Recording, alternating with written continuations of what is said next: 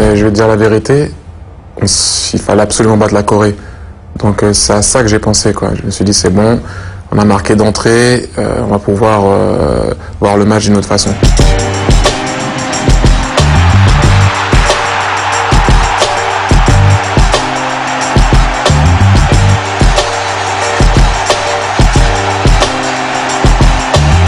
C'est qu'après le match qu'on m'a dit enfin vous avez marqué en Coupe du Monde depuis 98 que j'y ai pensé.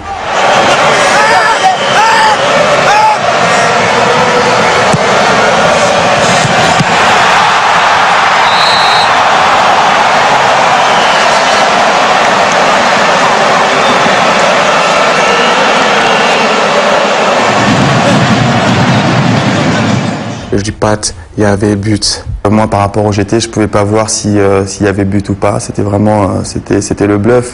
Moi, je le vois, moi, puisque je suis sur la ligne, en fait.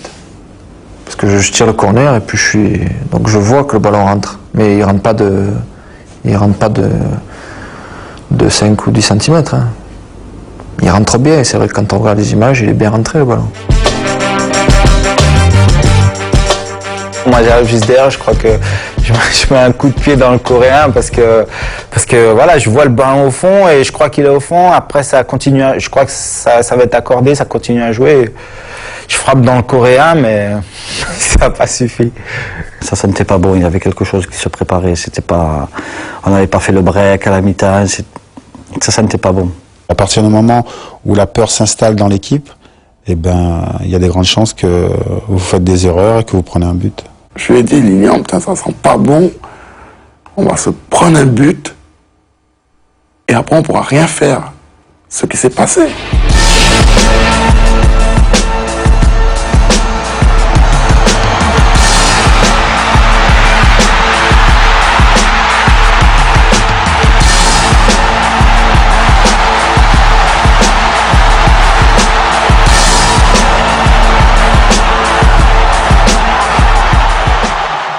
Ce but, et ce but pour moi c'était une élimination. William pensait qu'il était éliminé, c'est pour ça d'ailleurs qu'on prend le but. William il prend la balle, il la dégage dans tous les sens, énervé. Il y en avait plus d'un, ouais. Quand on rentre dans le vestiaire, ça y est, c'est fini, on est éliminé. Mais non. Ah bon, on peut se qualifier. C'est vrai que c'était ce que j'étais en train de dire. On voulait pas perdre. Je crois que Tutu pensait qu'il était éliminé. Moi, j'étais persuadé que nous étions éliminés. J'étais allongé, je m'en souviens très bien, j'étais allongé sur la table de massage. Et il y a un joueur qui vient vers moi et qui me dit « Ouais, allez, tout sur le dernier match et tout ça. » Et je me disais « Mais attends, qu'est-ce qu'il me raconte celui-là encore ?» Je me dis « Qu'est-ce qu'il me raconte ?» Et je dis « Les gars, il reste... on est éliminé. » Je dis « On est éliminé. On est éliminé. On n'est pas éliminé. » Parce que moi, pour moi, on était éliminés. C'était fini, c'était fini la Coupe du Monde.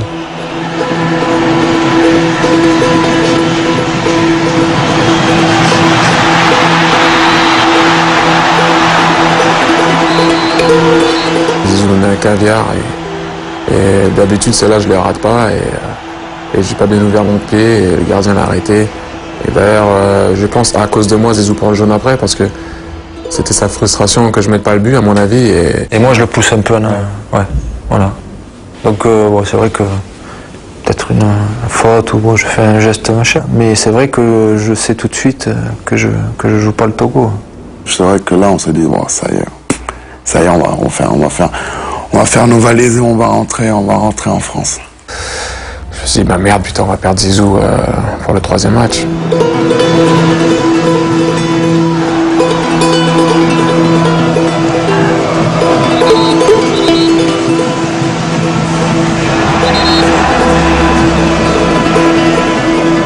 Je lui en veux comme voilà, un joueur qui en veut à son entraîneur qui le fait sortir quoi. Bah, je lui en veux parce que c'est Zidane qui en veut à Domenech. Comme on a voulu le faire croire, encore une fois. Voilà. C'est normal que je sois déçu, mais purée, ouais, je vais sortir avec le sourire peut-être. Ça fait parler parce que c'est moi, parce qu'on a envie de dire qu'il y a une tension entre Domenech et machin et Zidane, et parce que surtout on a envie de se dire que si l'équipe de France ne continue pas l'aventure, eh ben ce truc-là, on va en parler pendant longtemps. Voilà. C'est clair et net, c'est tout. Et qu'il faut trouver quelque chose. Et là, c'est parfait. Zidane, Domenech qui ne peuvent pas se voir. C'est parfait. Ça tombe parfait. J'ai pas essayé de lire à travers, à travers la sortie, comme certaines personnes ont pu le faire pendant au moins 2-3 jours.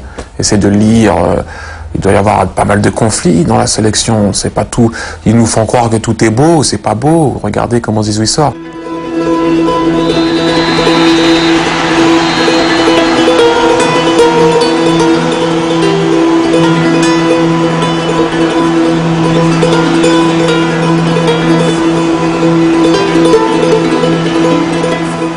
J'étais pas forcément tout le temps d'accord avec lui, mais ça c'est entre lui et moi, c'est pas.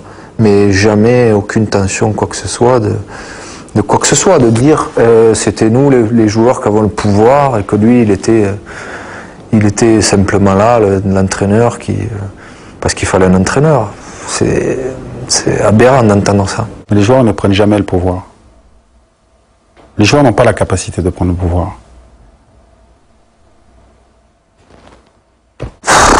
C'est n'importe quoi, le pouvoir de quoi? Le pouvoir de quoi?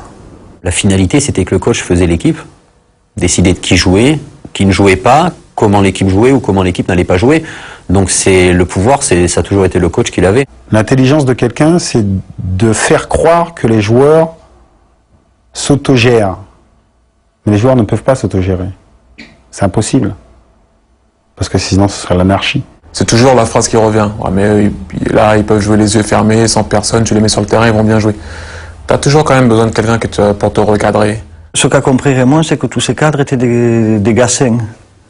Voilà. Donc nous, on n'était pas là pour se bouffer la gueule, pour être le premier en une de tel journaux ou en une de l'autre. Nous, on était là avant tout pour gagner, pour réussir, pour gagner, voilà. Et il a évolué petit à petit dans la confiance qu'il accordait aux joueurs. Je crois que c'est ce qui est important.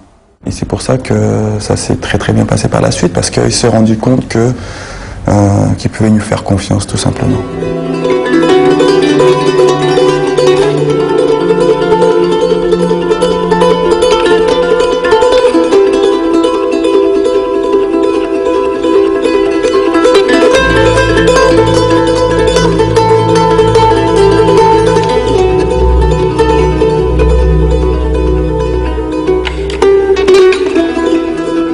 Il faut que tu te dises justement, il n'y aura pas Zizou, il va falloir faire un truc, il va falloir faire d'autres choses, il va falloir créer quelque chose d'autre, il va falloir se prendre en charge nous. Il nous a superbement aidés, mais à un moment donné, tu peux pas t'arrêter et tous les jours te dire, on va jouer sans Zizou. Je sais que moi j'étais joueur, je sais que j'ai pas envie de voir traîner les mecs comme ça autour des mecs qui se concentrent. Un match, j'étais là dans le vestiaire, je rentrais, je sortais un peu.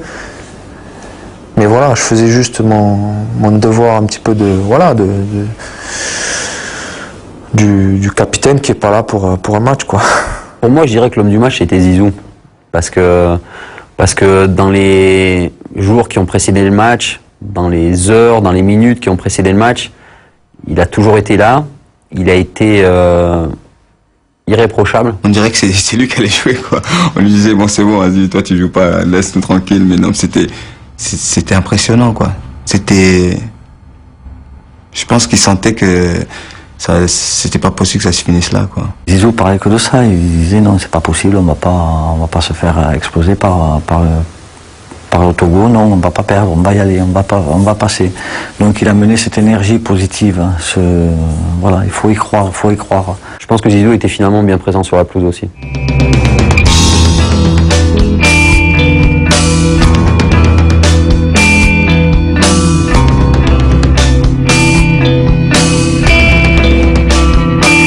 Et surtout, ce qui m'a soulagé dans ce match, c'est le nombre d'occasions qu'on s'est créé. Le nombre d'occasions qu'on s'est créé, c'est...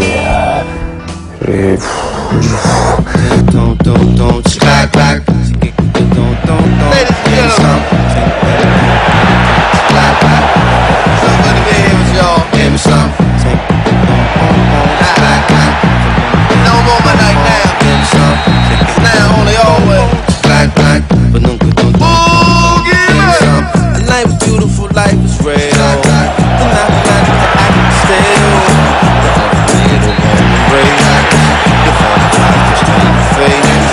The like the under the power stage. The what it is and what it believes. You told me that I could be. My man beside the top of the street. We did it to an impossible feat. You told me towards the novelties. Easy to touch in the heart of the breeze. The sweetest fruit at the top of the tree. J'ai vu pratiquement tous les matchs de la Coupe du Monde et j'ai pas vu une équipe se créer autant d'occasions. On se pose des questions parce qu'on fait un très bon match, on se crée beaucoup d'occasions, mais on la met pas au fond. On lâche rien. Ça va venir. C'est la seule phrase que je pourrais dire. Avec tout le travail qui avait été fait depuis 2 ans, c'était impossible que ça s'arrête là. Donc, voilà.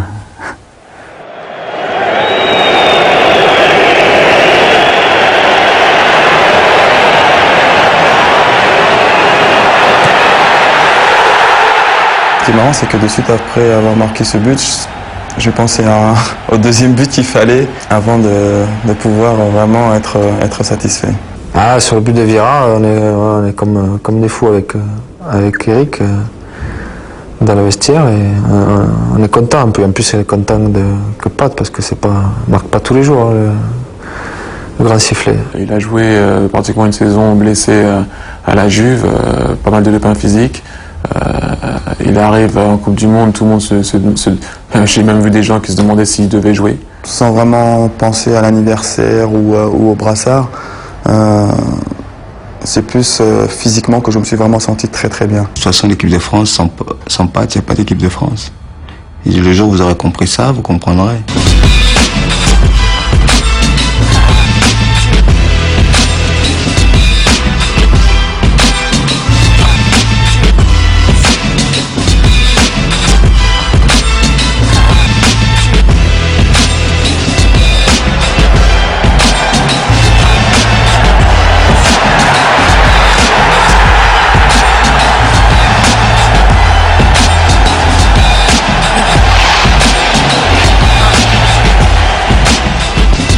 Pat ne vient pas là, c'est ce moment-là où je dis c'est difficile le 4-5-1 parce que si Pat ne vient pas faire le deuxième attaquant, il n'y a pas de but. Le coach a voulu évoluer en 4-5-1 et ça il faut le respecter.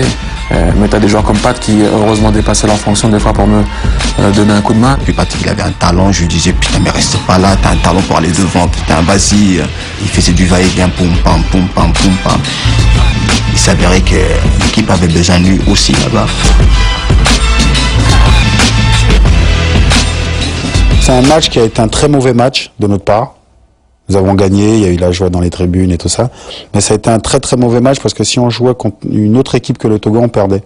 Parce qu'en fait, on laissait beaucoup d'espace à leur milieu de terrain, à leurs attaquants. C'était pas un match où il n'y avait pas un sérieux tactique, sur le plan tactique, comme il aurait fallu pour un match capital comme le Togo.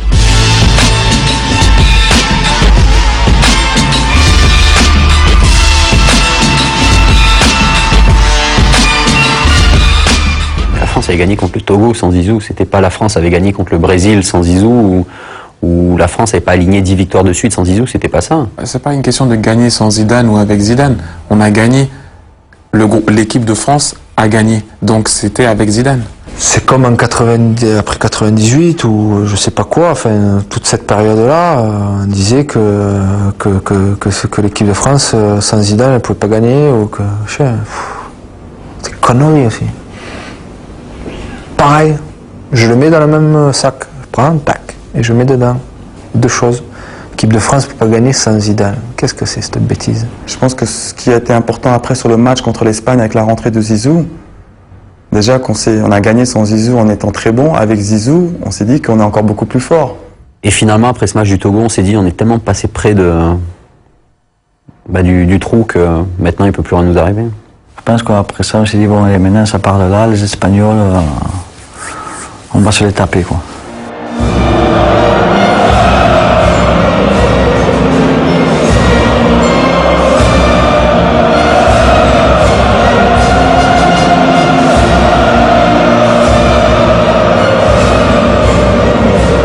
C'est vrai qu'ils étaient impressionnants sur le premier tour. Impressionnants. impressionnant, donc tu peux pas parler parce que toi t'étais pas très impressionnant. Mais c'est différent, on a des gars dans l'équipe qui savent ce que c'est les matchs au couteau. En España pues quizás se intentaba dar un golpe psicológico al equipo francés en ese sentido, ¿no? Que era un equipo ya de veteranos, ¿no? de gente ya mayor. Siempre hay muchos comentarios y antes del partido pues, bueno, todo el mundo hablaba de una Francia ya vieja, una Francia que ya no era competitiva. Vous avez une très bonne équipe, des jeunes joueurs talentueux, mais il faut avoir de vieux briscards dans des genres de compétition. Le discours, c'était on va passer, c'est obligé, on est meilleur qu'eux. On va passer, on a de meilleures qualités, on joue mieux au football, on défend mieux. Et puis on avait Zizou. La presse espagnole aussi s'y mettait, quoi, en disant que c'était mon dernier match, qu'on allait jubiler Zidane, et voilà. Es una pena, pero yo también quería que el último partido de Zidane fuese contra nosotros, contra España. Es lógico. Il faut faire attention à ce que l'on envoie comme message à l'adversaire. Ça me motive, quoi. C'est juste leur dire, ben non, ça sera pas mon dernier match. D'ailleurs, c'est ce que j'ai dit après le match, hein, que c'était pas mon dernier match. Gentiment, hein, je veux dire, c'était pour allumer personne, mais faut bien répondre. Ce que Zidane va leur envoyer, c'est tout le contraire. C'est-à-dire que bon, je vais vous montrer que je suis pas à la retraite, je vais vous montrer que je reste le numéro 1. Donc c'est tout ça qui fait que ils avaient aucune chance.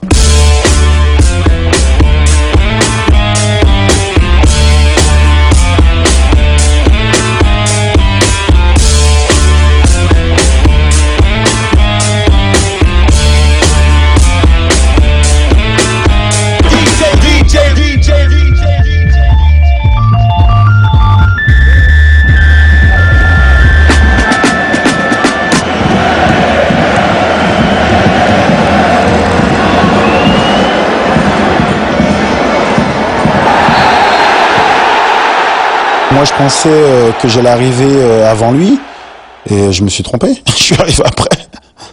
Voilà. Mais contre l'Espagne, généralement, je fais toujours penalty. Parce que déjà au championnat d'Europe en 2000,